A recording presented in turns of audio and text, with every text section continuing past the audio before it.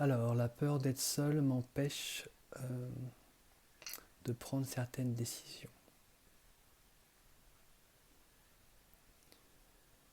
Alors, je me connecte directement à la terreur, là. C'est pas la peur d'être seul, c'est vraiment quelque chose qui me terrorise, en fait. Ça me terrorise de me retrouver seul avec moi-même.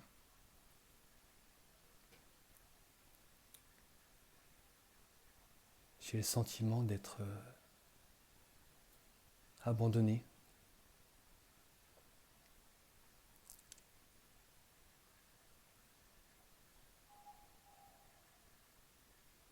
Ouais, je, c'est un- c'est pour moi un appel à reconnaître ma dépendance affective, ce que je projette sur l'autre, mes motivations en arrière-plan, qui sont un besoin de retour affectif.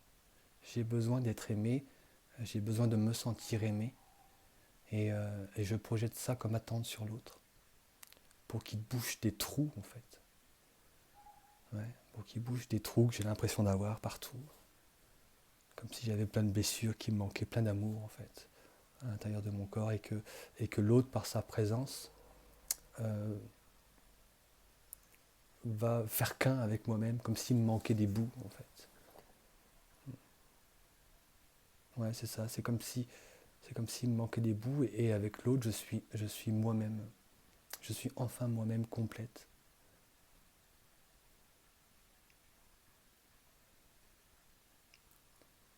Ça me ramène à l'enfant que j'étais, que je suis encore, une partie de moi. Et à ces instants comme ça où je me suis senti tellement seul, perdu en fait, sans repère, sans cadre, totalement dans l'insécurité en fait, la sécurité affective, par manque de repères. Parce que les cadres n'ont pas été posés, c'est parce que les choses n'ont pas été expliquées, parce que je comprenais pas en fait. Et j'étais pas en capacité de comprendre, parce que j'étais tout petit. Ça me ramène à ça, et ça me donne plaisir. C'est pas le mot plaisir, mais je me sens reconnu en regardant ça en fait, en regardant cet enfant qui n'a pas de repères, et qui projette du coup ses repères sur l'autre. Il demande que l'autre, l'être aimé probablement, euh, lui apporte les repères. Ouais. Donc j'attends de l'être aimé qu'il pose un cadre, qu'il qui me sécurise, qui, qui me donne des repères. Parce que je n'arrive pas, je me sens impuissant en fait, dans le fait de poser un cadre. Parce que j'ai pas été habitué à poser des cadres en fait. J'ai pas été habitué à exprimer mes besoins, ce qui me manquait, ce que j'avais envie en fait.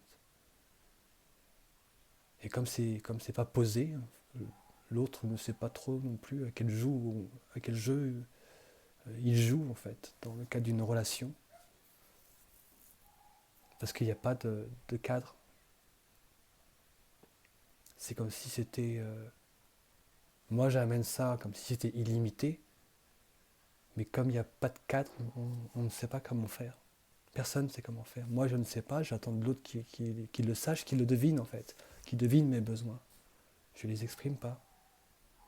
Et quand il les devine, je vois ça comme une preuve d'amour. Alors que la preuve d'amour, c'est d'exprimer mon besoin. C'est la preuve d'amour envers moi-même. L'autre n'a pas à deviner ce que j'ai besoin. C'est à moi de l'exprimer.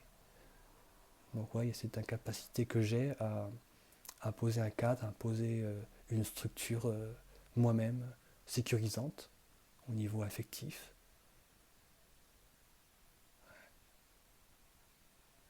Donc il y a quelque chose à aller voir de l'ordre de l'enfant. pour le rassurer, pour qu'il se sente reconnu. Et que, de sorte que l'adulte que je suis aujourd'hui ne cherche pas cette reconnaissance à l'extérieur, ne cherche pas qu'une autre personne m'apporte la reconnaissance que je ne suis pas capable de m'apporter à moi-même. Je dois être au clair à l'intérieur avec ça. J'ai le droit de vivre, j'ai le droit d'exister, j'ai le droit d'être reconnu, j'ai le droit d'être aimé. Et je m'autorise tout ça. Je m'autorise tout ça. Mais il faut que j'aille me reconnaître, il faut que je m'aime. Il faut que ça parte de l'intérieur. Parce qu'une fois que j'aurai réussi à acter ça à l'intérieur de moi, ma relation avec l'autre va totalement changer. Parce que j'aurai pas d'attente sur lui. Ça fera 1 plus 1 égale 3. C'est pas 1 plus 1 égale 2 en fait. J'ai pas des trous, j'ai pas une moitié et l'autre non plus. Je suis quelqu'un d'entier et l'autre est quelqu'un d'entier et ensemble on crée quelque chose de nouveau qui est magique, qui s'appelle nous deux. Et ça c'est possible uniquement si à l'intérieur je me reconnais, à l'intérieur je m'aime, que je m'auto-suffis en fait, dans ce qui me manque, dans ma reconnaissance, dans l'amour, etc. Que j'ai besoin de personne en fait. Et c'est en ayant besoin de personne, parce que je me reconnais pleinement dans mon être, que à ce moment-là, le lien avec l'autre devient quelque chose de magique. Parce que dans cette pleine reconnaissance, il y a un jeu de miroir avec l'autre qui est totalement incroyable. L'autre est un, je suis un, et ensemble, on tombe amoureux de nous-mêmes parce qu'on se voit à travers lui, on voit notre unicité, notre singularité en fait, et on voit le couple en même temps, et il y a vraiment une relation magique qui se crée, et là on est dans l'ordre c'est au-delà même du conte de fées ce qui se passe. Et ça dépend pas de l'autre personne, ça dépend du fait que moi, je sois pleinement entier me concernant. Et c'est là que la magie est créée, elle se crée. La magie, elle se crée à partir de toi, en fait. C'est à partir, ou plutôt, je recommence, la magie se crée à partir de moi. C'est moi qui crée la relation amoureuse. Et après, du coup, si ça s'est acté à l'intérieur, si je suis OK avec moi-même, eh ben, dans ce cas, je peux créer la magie avec n'importe qui. Il n'y a plus 2, 3 personnes dans ma vie qui m'attendent pour se réunir ou pour vivre un amour incroyable. C'est moi qui choisis avec qui je veux vivre quelque chose de profondément magique, incroyable et bouleversant. Ça m'ouvre des possibilités totalement énormes. Mes actions ne sont plus motivées par un retour affectif. Elles sont motivées par l'expression de moi-même et le partage.